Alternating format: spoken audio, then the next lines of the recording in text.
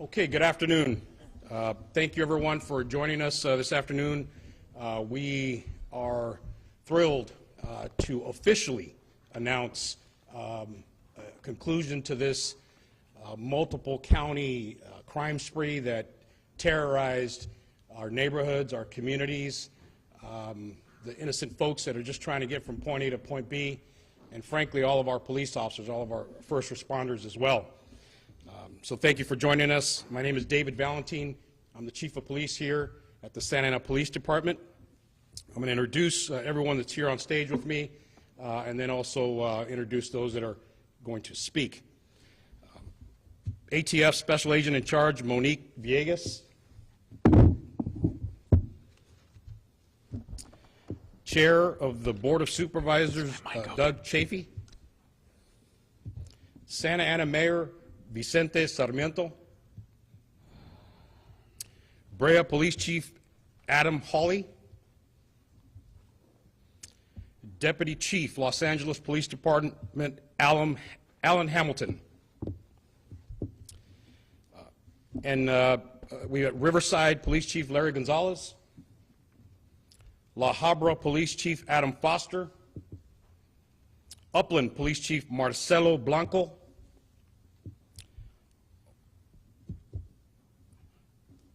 District Attorney Todd Spitzer. Okay, at this time I'll go over an overview of the various crimes that occurred in San Bernardino, Riverside, and Orange counties. When I conclude and when it's time for the Deputy Chief from Los Angeles Police Department to come up and speak, he will be providing information on yet another murder and several robberies that have a link to this crime series and this suspect. On July 11th, 2022, at 12:11 a.m., an armed robbery occurred at 7-Eleven at 600 North Vine in Ontario. At 1:35 a.m., an armed robbery occurred at the 7-Eleven at 2410 West Arrow in Upland. At 1:50 a.m., an armed robbery and attempted murder shooting occurred at the 7-Eleven at 5102 La Sierra in Riverside. At 3:03 a.m., an armed robbery occurred at Yum Yum Donuts at 2441 North Tustin in Santa Ana. At 3:25 a.m., a murder shooting occurred at the 7-Eleven at 302 East 17th in Santa Ana. At 4:18 a.m., a murder occurred at 7-Eleven at 109 West Lambert in the city of Brea. And then finally, at 4:55 a.m., an armed robbery and an attempt shooting murder occurred at the 7-Eleven at 381 East Whittier in La Habra. This investigation covered extensive work from various agencies, as mentioned before, and thankfully we can bring resolution to this crime wave. Today, July 15th at 1:10 p.m., a suspect was arrested in Los Angeles by the ATF and detectives from the Robbery Task Force, which operates out of the city of Santa Ana. One suspect was transported to the Santa Ana Police Department, and another suspect is being treated in the Los Angeles area. Detectives from the Robbery Task Force represent the Santa Ana Police Department, Fullerton Police Department, Brea Police Department, and the ATF. The suspects arrested: Malik Pat, 20 years old, from Los Angeles. A second suspect was arrested, Jason Payne, 44 years old, City of Los Angeles. They were arrested at 1900 West 23rd Street in Los Angeles at 1:10 p.m. I'd like to now provide you a little more information on the Santa Ana crimes, and then I'm going to introduce the other speakers, and we'll go in that order. On the 11th of July at 3:03, we received a call of an armed robbery at the Yum Yum Donuts. Officers responded. Male suspect entered the donut shop with a handgun, robbed the employee. No one was injured there. At 3:23, we again responded to the 7-Eleven at 300 East 17th regarding a shooting. A male adult victim was located in the parking lot with a gunshot wound to the upper torso. He was pronounced deceased at the scene. This victim was not an intended victim. The suspect was looking to rob another person. This innocent victim stepped in and tried to redirect the suspect. Suspect turns around and shoots our victim, kills him on the spot. While communicating with our partner agencies, we learned that a series were connected and involved possibly the same suspect. All agencies, as I said, worked collaboratively together, leading to the capture and arrest of this suspect. Primary shooting suspect, and then the second subject, we believe, was also involved assisting the primary suspect in the series. So now what I'd like to do is introduce ATF Special Agent in Charge, Monique Villegas, to say a few words. Thank you, Chief. Thank you. Good afternoon. ATF formed the Orange County Violent Crime Task Force approximately 5 years ago. Their mission with Fullerton, Brea, Santa Ana PD, and the Orange County DA's office was to investigate violent serial robberies occurring across the Southland.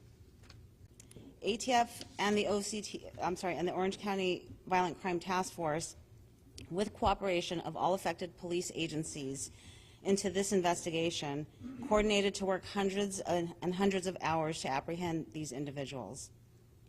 This team has worked nonstop behind the scenes to ensure that the individuals responsible for these murders and robberies were removed from our communities.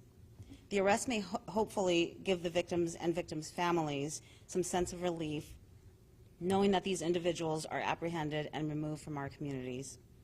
ATF is uniquely equipped with investigative tools, technology, and crime gun intelligence that are used to develop intel-driven resources that can help apprehend violent offenders. These were used to assist in identifying and apprehending the suspects.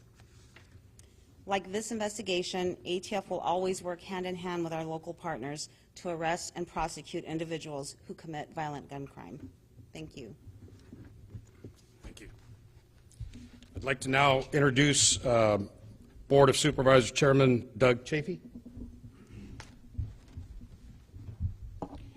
Thank you, Chief. I'd like to begin by thanking the agencies who are involved in a great teamwork effort to result in an arrest of 2 suspects and a great relief you brought the communities with the detention of these suspects. We had 3 counties, multiple cities, we all joined together and you worked around the clock to bring about this result. I'd like to thank all of you for that. We have some victims. On behalf of the County of Orange, I'd like to announce we will be establishing a victim relief fund. On Tuesday, we'll be funding part of that, so the families of the 2 deceased people, if they need some help and relief, we'll help them. And the victims that were hurt by these crimes that were committed, we'll give them relief too. So anyone that would like to join in that fund after Tuesday, you can contact me or anyone else in the Board of Supervisors. We want to be certain that those who are injured are taken care of, because that's a very tragic event that has happened to their lives and to their families. So thank you, Chief. Thank you, sir. And now the Mayor of the City of Santa Ana, Vicente Sarmiento. Thank you, Chief, and thank you all for joining us here. Let me begin by just extending our sympathies to the families of the victims and our condolences to the families of those who lost lives. You know, in the shadow of this loss and of this grief, we do want to applaud the efforts of everybody here and those countless names of tireless work that was given to us by men and women who worked very hard on this case. As you know, this crime spree received national attention, regional attention, because of the depravity and the randomness of the act. We will know more in days to come, the cause and the reason why, but it did appear that it chilled really our communities, because we know 7-Elevens are the quintessential convenience store.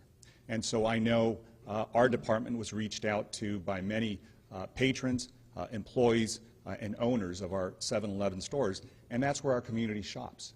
And so we are grateful for them as well, who stepped up to provide a $100,000 reward for the prosecution and the detention of those suspects.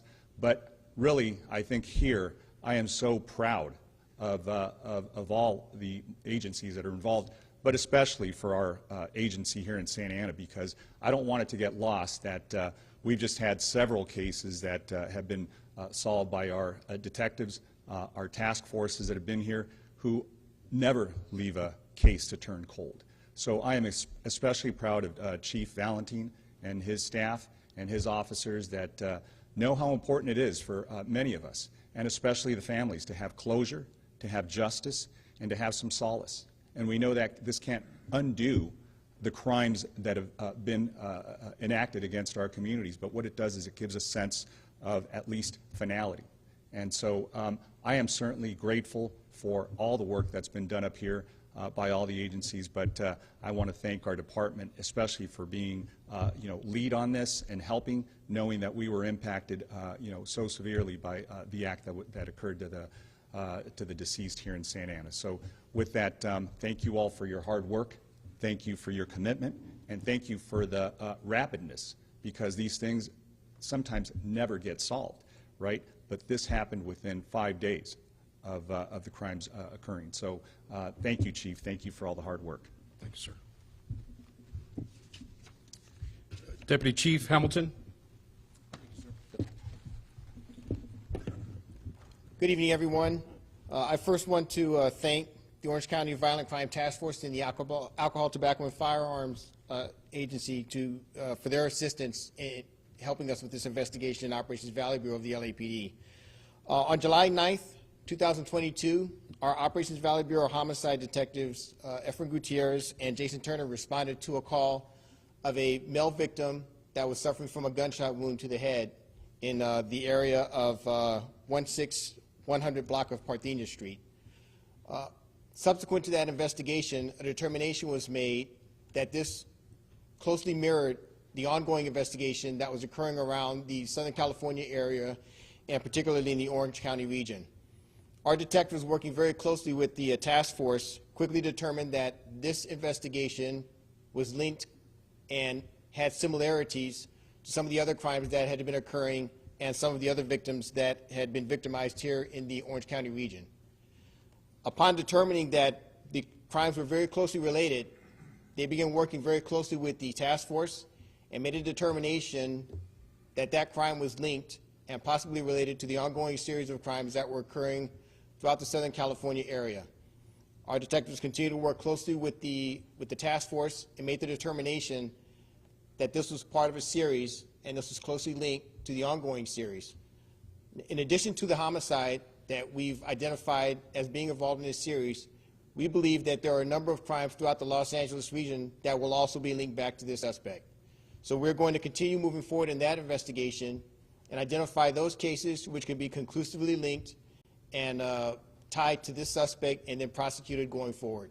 So we'll continue to work with our partners in law enforcement, and we'll continue to move forward on our investigations that occurred in the city of Los Angeles, and work closely with the task force in assisting in bringing these cases to a successful conclusion. I'd like to close by expressing my condolences to those victims both in Los Angeles and in the Orange County area and throughout the region that were victimized by this suspect, or this group of suspects, these two suspects, and that have suffered a tremendous loss. Our condolences go out from the Los Angeles Police Department to all the victims that have been victimized in this region. Thank you. Chief Adam Hawley, Brea.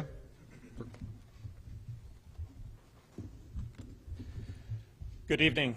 My name is Adam Hawley, and I'm the Chief of Police of the Brea Police Department.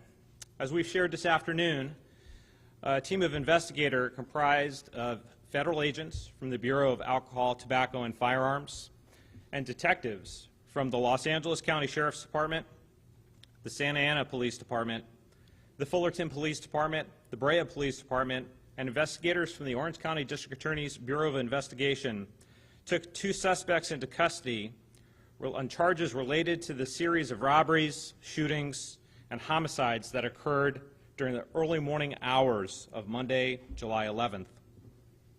It's important to remember that we're still in the very early stages of this investigation, and that information related to motive and other details about these crimes are pending. We ask for your continued patience and support as our team of investigators continue to do their work. I'd like to just pause for a moment and acknowledge and offer our sincere thanks to all the dedicated law enforcement professionals involved in these cases. Quite simply, the identification and apprehension of these suspects would have not been possible without the cooperation of the multi-team comprised of crime analysts and investigators working on this case. And truly, their tireless efforts led to this successful outcome, and they deserve our sincere gratitude. And last, to the victims and the victims' families, particularly Matt's friends and family, while this arrest cannot erase the terrible trauma you all have endured or fill the loss that you have experienced, I pray that this news gives you some small comfort and peace. These crimes have undeniably broken our hearts, and we want you to know that you have the support of the men and women of the Brea Police Department and our entire community with you in the days, weeks, and months ahead. Thank you.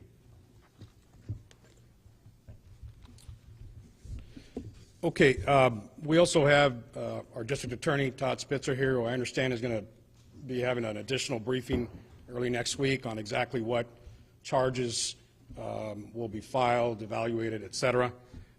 At this time, we'll go ahead and open it up for questions.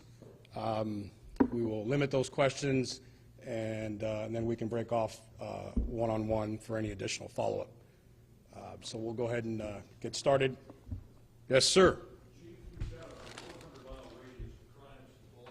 Was there any one or two single pieces of evidence which narrowed these two guys down? Well, without getting into the particulars of conducting these investigations, technology is a big part of it, and that's you know, our partners, ATF, and everybody else involved, really key stakeholders in tracking down pieces of information and linking it together. As you said, a 100-mile radius, that's significant. And then when you include Los Angeles and how far that can go. So yeah, it's significant. Chief, which one of the suspects was that individual we have the security camera footage of in the mask? So Pack or- we believe that is, let me get his name here. And can you tell us a little bit about him or what you know about him? I cannot at this point. I don't have it. We believe the mask photo is Malik Pat from Los Angeles, 20 years old. 20 years old? I have 20 years old. Do you have anything on his background? I do not. Record? I do not. You don't have it or you don't want to talk about it? I don't have it at this moment. Yeah. Can someone from ATF please address how this happened today? Please describe how the arrests were made, what happened. I'm not at liberty to discuss that right now. I'm going to leave it up to the chiefs and the respective agencies. That information will probably come out later, though. I mean, could you say, was it a tip from the public or They knew their suspects, and they had been following them. the task force? Yes. Chief Valentine, will anyone be receiving the $100,000? So the question about the, will I anybody don't be have an answer receiving for the that one reward? at the moment. We'll have to evaluate, what information came in, if there was a specific nexus to tip information that led to the arrest. As the ATF Special Agent Villegas said, task force members had been tracking and following these individuals for a bit. So, I'm sorry, what was that? She's asked the question is, did the suspects live at that address That's where they were where arrested they were on located. West 23rd Street? I don't know if they actually lived there or how long they had been there, but that's the address of where they were arrested today. A lot of the manhunt was focused on the idea of one suspect or one gunman. Who is this second suspect? What role are they believed to play? Like Jason Payne, who's 44, and what was that person's relationship to the 20-year-old who's been out there? So again, as was stated before, this is still fresh, Question was about what and the so relationship trying to was between the exactly two suspects. tie. We know that there was some nexus to the primary suspect. That's why that person is in custody. Exactly what they did and when, that will all continue to come together. And why is one in LA and one in Santa One was transported. They were both arrested at the same location. One was injured during the arrest and is being treated at a local hospital. Once that's concluded, they'll be transported here. One more question? Spitzer, can you talk about charges? Sure. DA Todd Spitzer talking about possible charges. Before I answer your question, Michelle, first of all, I want to thank the law enforcement partners. This was a reign of terror. To be thinking that you go to a convenience store or a donut shop or a sandwich shop and to get shot in the face, to call your loved ones with your last gasps for breath, or to be a clerk behind the cash register just helping another customer because you're working a job and you're trying to get back on your feet because you've been through the school of hard knocks, you've been an addict, and you're working at a 7-Eleven because they've given you a chance to resurrect your life, and then somebody comes in and feigns a transaction and shoots you and kills you. God bless law enforcement, and quite frankly, God bless these victims, because the journey is over with respect to the detention of these suspects, but the journey has just begun. So let me tell you about what I plan to do, at least preliminarily. You heard from LAPD, you've heard from local law enforcement. There are murder, attempted murder, robbery charges. Some are still outstanding and potentially widespread. We need to connect a lot of dots. But the murder in Brea at the 7-Eleven and the murder in Santa Ana, we plan to file those charges by as soon as Monday. Murder with premeditation and deliberation, while in commission of a felony, which is a special circumstances, which ensures that the primary suspect will have no bail.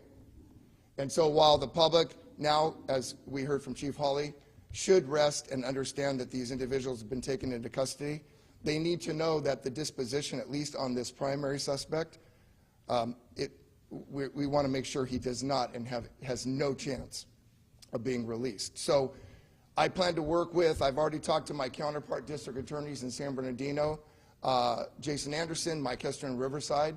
I'll be talking to Los Angeles officials, and we've already had some preliminary conversations about how we're going to coalesce all these investigations and where we might prosecute them. State law, just so you all know, allows for serial murder to be prosecuted in one county. It does not require that we prosecute all these cases in different jurisdictions. One, to save the victims the trauma of having to testify over and over, and for efficiency of jury and court. So we will have those discussions. But to answer your question, Michelle, it's unequivocally clear that with respect to the murders in Orange County, my prosecutors have been aware of it. My prosecutors have reviewed the search warrants, and they're aware of the evidence up until this point in time. Phil, did you have a question? Well, I wasn't clear on the connection to Los Angeles. Chief Hamilton, are you saying that this is the same suspect you believe in the murder on July 9th? Because I thought there were multiple robberies and shootings in Los Angeles you were looking at. This particular incident that I'm discussing today has been linked to this suspect. To PAC? Correct. And we're going to move forward on that case, and we're going to continue to examine similar cases that occurred throughout the Los Angeles region beyond the San Fernando Valley. And if those cases are identified as having been involved in this series, we will prosecute those as well. I mean, how many are we talking about approximately? I don't have that number. Yeah, we'll continue to look into it.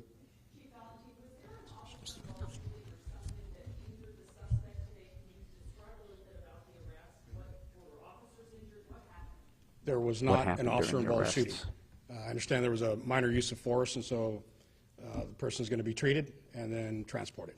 So that's what occurred. All right, I think that, go ahead. Thank you all for coming. This does conclude the press conference. Like they mentioned earlier, they will be available for individual questions. Thank you.